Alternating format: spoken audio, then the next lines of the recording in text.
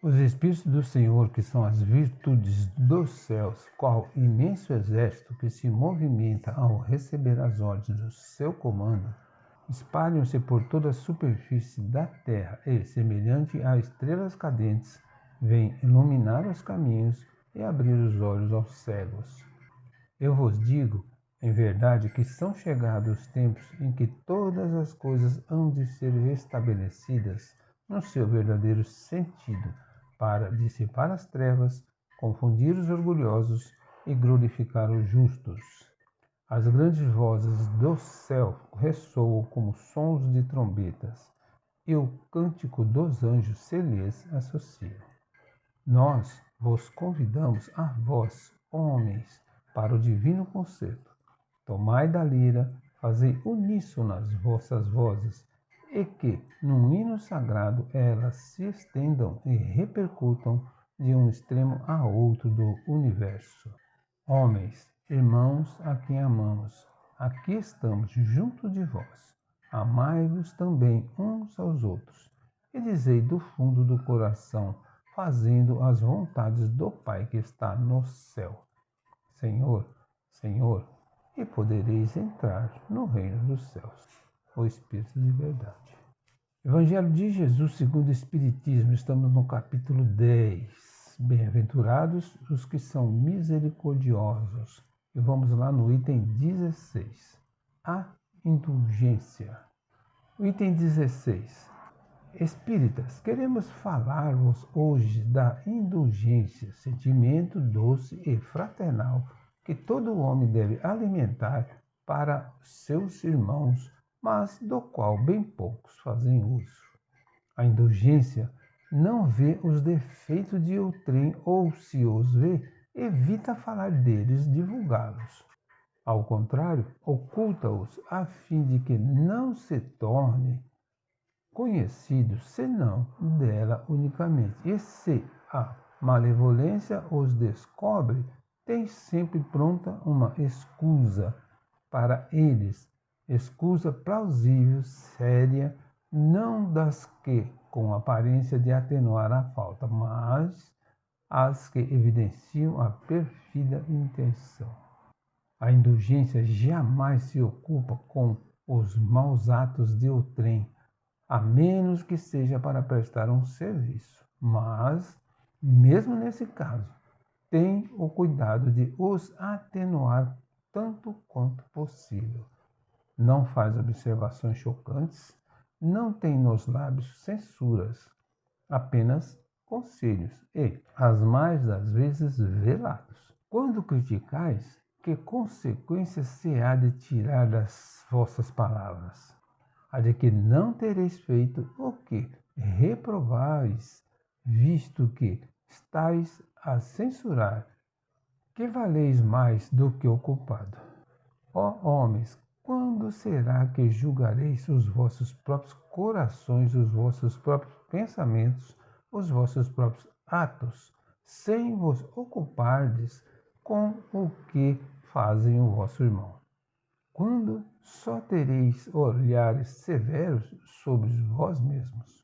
Sede, pois, severos para convosco, indulgente para com os outros. Lembrai-vos daquele que julga em última instância, que vê os pensamentos íntimos de cada coração e que, por conseguinte, desculpa muitas vezes as faltas que censurais ou condena ou que relevais, porque conhece o móvel de todos os atos.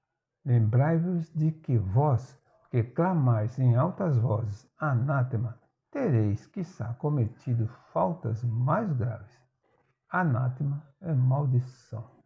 Sede indulgente, meus amigos, porquanto a indulgência atrai, acalma, ergue, ao passo que o rigor desanima, afasta e irrita. José Espírito Protetor, Bordeaux, 1863. O que é indulgência? É uma das virtudes que caracteriza o verdadeiro cristão e que se expressa pela postura complacente, compreensiva, que se adota perante as faltas e imperfeições do próximo. Ser indulgente é saber relevar, perdoar, esquecer, dissimular diante de tudo que possa ser reprovável no comportamento dos semelhantes. Que benefício proporcionamos ao próximo sendo indulgentes? A indulgência que demonstramos em nosso comportamento pode sensibilizar o coração das pessoas, concitando-as a se melhorar e a proceder também com indulgência, e isto propicia a que se regenere de suas possíveis faltas. A nossa indulgência tem ainda o efeito salutar de fazer com que o próximo se sinta merecedor da solidariedade alheia, e isto o torna feliz. E quanto a nós próprios, que benefício ela nos proporciona? A conquista do coração do próximo de sua amizade, além do bem-estar que experimentamos, decorrente da certeza de que procuramos cumprir o mandamento divino contido no amai-vos uns aos outros. A pessoa indulgente torna-se simpática, angariando o reconhecimento daqueles que a cercam, e isto é motivo de júbilo para ela. Sendo indulgentes, não estaremos acobertando o erro que deve ser corrigido? É evidente que o erro deve ser corrigido, entretanto, a justiça divina age com misericórdia, permitindo que o pecador se regenere por si mesmo. A indulgência para com ele o auxilia a despertar para essa realidade. Se Deus é indulgente para conosco, com mais razão ainda devemos sê-lo com relação ao nosso próximo. É difícil ser indulgente? Sim. Em face do estágio evolutivo em que nos encontramos, ainda é mais fácil criticar os atos do próximo do que elogiar algum comportamento seu. Daí a necessidade urgente de cultivar essa virtude. Por que não devemos ser indulgentes para com nós mesmos? Porque os nossos defeitos requerem atenção persistente e rigorosa. Quando somos indulgentes conosco, estamos, na realidade, dissimulando as nossas imperfeições e persistindo no erro. Busquemos, então, perquirir a própria consciência a fim de avaliar que há de ruim em nós que precisa ser corrigido. Perquirir é procurar, analisar. Prescreve-nos o Evangelho que devemos, no próximo, enaltecer-lhe as qualidades, em nós, buscar o que há de ruim e corrigir. Que sentimento desperta a indulgência?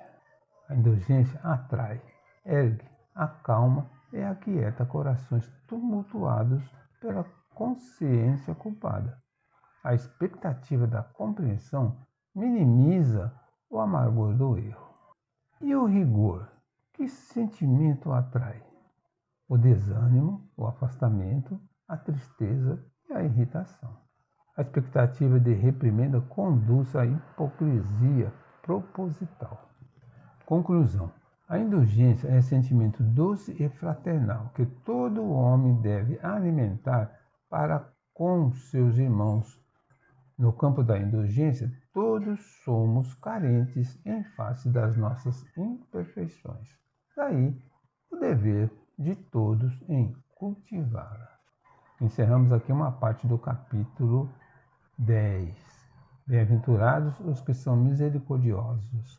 Meu Deus, meu anjo de guarda, agradeço-vos o socorro que me proporcionaste no perigo de que estive ameaçado. Seja para mim um aviso esse perigo e me esclareça sobre as faltas que me hajam colocado sob a sua ameaça. Compreendo, Senhor, que nas tuas mãos está a minha vida e que a podes tirar quando te apraza. Inspira-me, por intermédio dos bons espíritos que me assistem, o propósito de empregar utilmente o tempo que ainda me concederes de vida neste mundo. Graças a Deus e graças a Jesus.